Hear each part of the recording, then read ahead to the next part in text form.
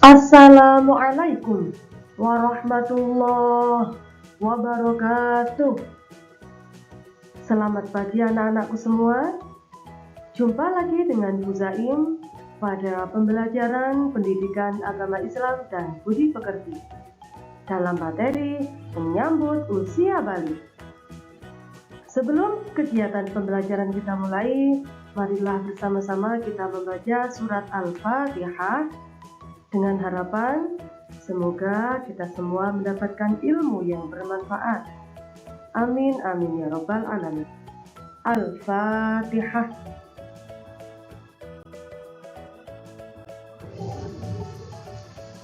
Anak-anakku, coba kalian perhatikan gambar yang ada di slide ini. Di situ ada gambar perkembangan mulai dari bayi, balita, anak-anak, remaja, dewasa, hingga menjadi tua. Setelah mengamati gambar di samping, apa kesimpulan kalian terhadap gambar tersebut? Tentunya kalian juga merasakan perubahan pada badan dan mental sesuai dengan bertumbuhnya usia kalian.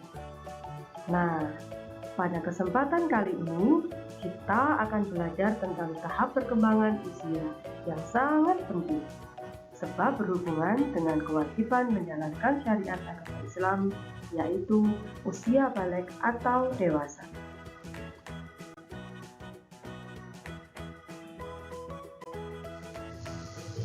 Ada yang tahu enggak anak-anak? Balik itu apa sih? Jadi, balik diambil dari bahasa Arab yang berarti sampai. Maksudnya, sampai dalam memasuki usia dewasa.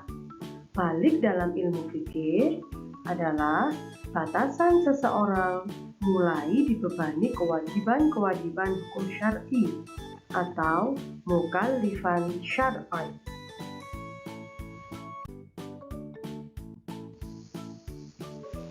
Secara umum, balik dapat ditandai ketika seseorang bisa membedakan mana yang baik dan mana yang salah.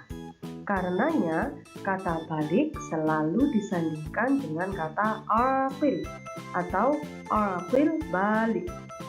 Aqil balik menjadi kata kunci sah perjalanan manusia dalam menjalankan ibadah muamalah di hadapan Tuhan, baik ibadah mahdhah maupun ghairu mahdhah, seperti kewajiban sholat fardu atau transaksi antar manusia.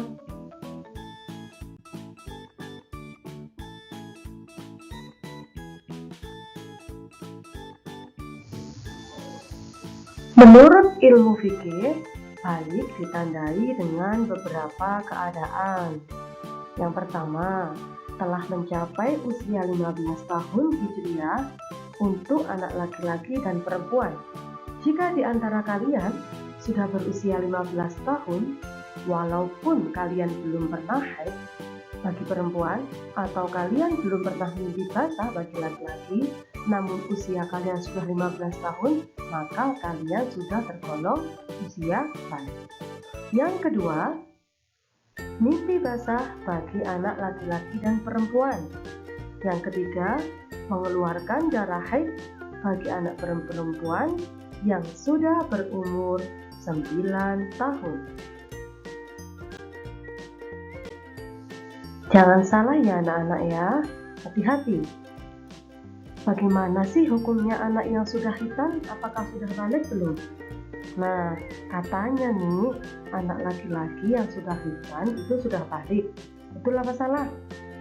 Nyatanya, anak laki-laki walaupun sudah khitan, namun belum pernah mengalami mimpi basah, berarti dia belum memasuki usia balik.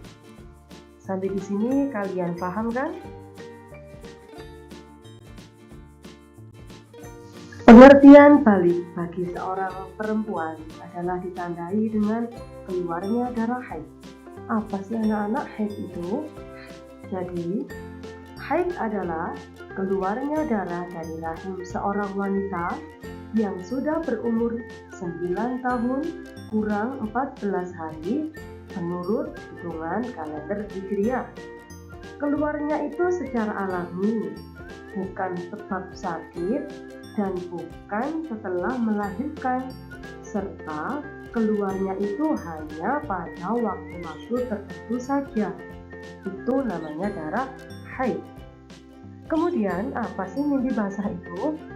Mimpi basah menurut bahasa Arab adalah ihtilam.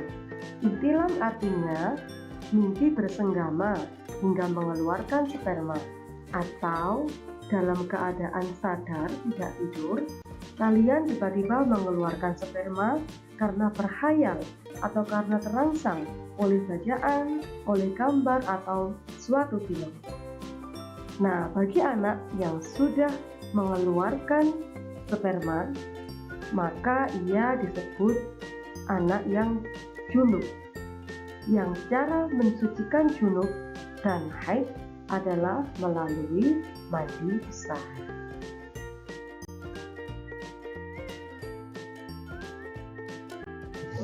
Ada beberapa yang dilarang untuk dilaksanakan bagi seseorang apabila dalam keadaan haid dan junub.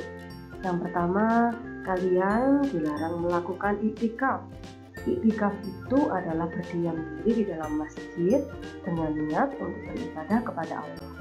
Jadi, jika kalian haid atau dalam keadaan mengeluarkan sperma dan belum mandi besar, maka kalian tidak boleh berdiam diri ke dalam masjid. Yang kedua, kalian dilarang membaca dan menyentuh Al-Quran. Kemudian dilarang tawaf, dilarang haram hukumnya untuk melaksanakan sholat, serta haram melaksanakan puasa bagi wanita yang haid, namun boleh bagi orang yang sedang junub.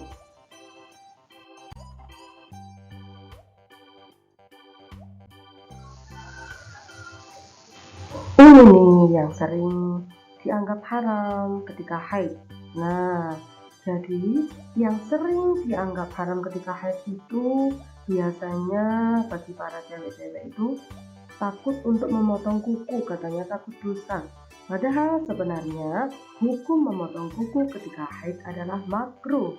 Apa sih makruh itu? Artinya jika memotong kuku atau memotong rambut ketika haid maka hukumnya boleh. Namun baiknya tidak dilakukan. Jadi kalau kalian ingin memotong kuku atau memotong rambut, sebaiknya tunggu suci dulu ya. Tahu kan sekarang?